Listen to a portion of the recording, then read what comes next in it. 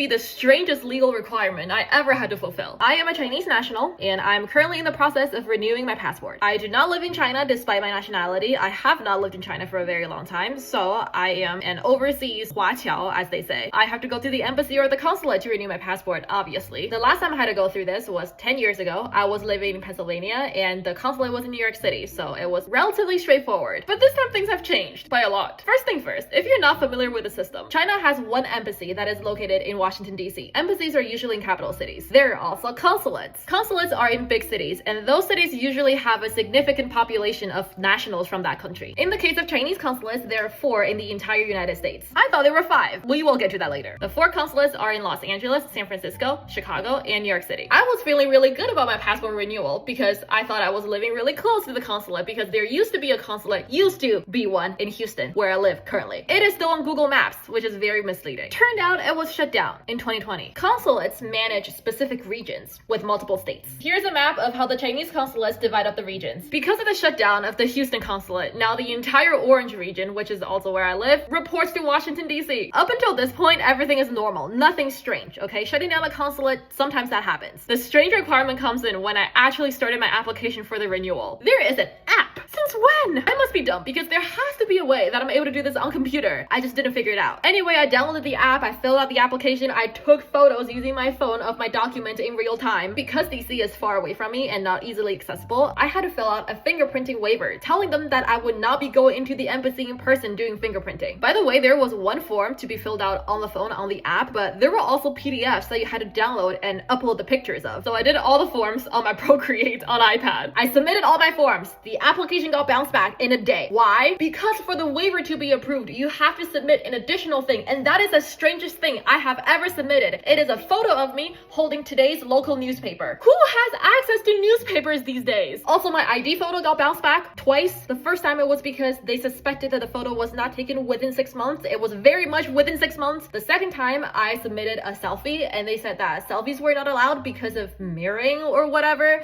Anyway, I ended up finding some newspapers at HEB, so here's the photo. Just kidding, I submitted this one because I did not want to be denied again. Oh my gosh, one more thing. When you submit your application with the waiver and your dumbass picture, your passport, your new passport that you're about to get, cannot actually use the kiosks at the customs in China. You have to go through the counters. So it is encouraged that you fly out to the consulate or the embassy to, get it done. I'm about to lose my damn mind. Just give me the new passport.